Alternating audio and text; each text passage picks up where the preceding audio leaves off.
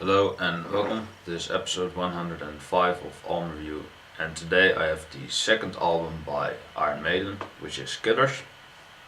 This is requested by Rockdoo, and well, he said to me that it was a killer album, pun intended. And I've listened to it a couple of times now, and I have to agree with him that it is pretty much a killer album. This album is not very long, just as the debut album. It was also half an hour, I believe. This one is a bit longer with 1 minute added, or it was just 1 minute longer in general. This is the last album with Paul Di'Anno, the original singer of the band, or he was the second singer, I believe. But this is his last album, so you could say that he was killed off of this record, pun intended. But this is hugely overshadowed because the band has so many classic albums in the 80s that well, even the debut album just kind of overshadows this record as well. So overall, this is not the most popular album by Maiden, the very popular band. But this is definitely a record that you can't overlook because it is really consistent, and it is considered Paul Di'Anno's greatest album, although I don't agree with that because that the debut album is it is really phenomenal, and well, to be better than that is really difficult because it is pretty much a near perfect record already. But with Killers, some people could say that just every musician was more experienced with the experience they got from the debut record, because it was the debut album. So most bands don't have a lot of experience when they just start. Some have well trained, or some have already picked up an instrument and played it for years before recording an album. But this is still a great follow. Don't get me wrong. Although I think it is my least favorite record of the 80s, of Iron Maiden's 80s albums, and that is and it is still a great record. Don't get me wrong. But the thing is that the band has released, well, not any single bad record in the 80s. The thing is with 80s Maiden that I still really love their post Seventh Son,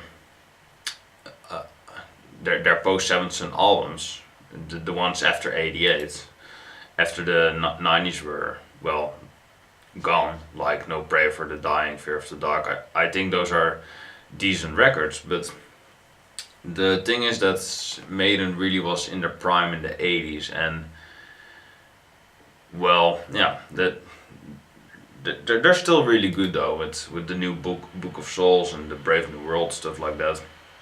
Still great records, but I think that really their prime was in the 80s, and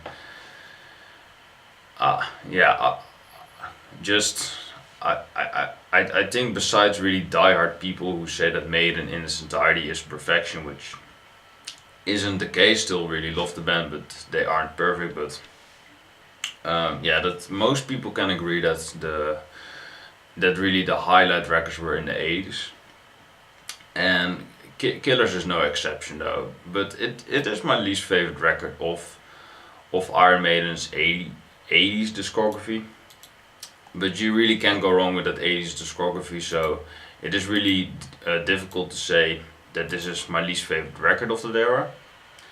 But it kind of is, because on every record I have some songs that I really love and the others that I'm trying to get into.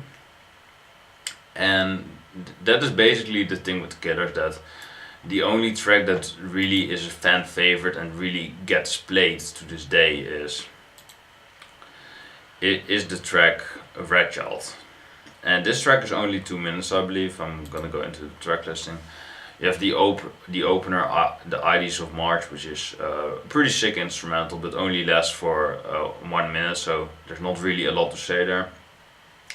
Then we got the fan favorite of Wrathchild, which is a great track though, really heavy on the bass. Really love the the bass grooves by Steve Harris, but the thing is that one classic song doesn't mean that it is a great record. Although I love the record, I'm not saying it is bad or something, but the only really standout moment of this record is Wrathchild, and the other 9 songs are, well, a bit forgettable. I'm not saying they are forgettable, but they're just hugely overshadowed by the other albums by the band and the other songs and the other albums, like I said, and overshadowed by Wrathchild, because I believe that Wrathchild is the only song Maiden still plays to this day.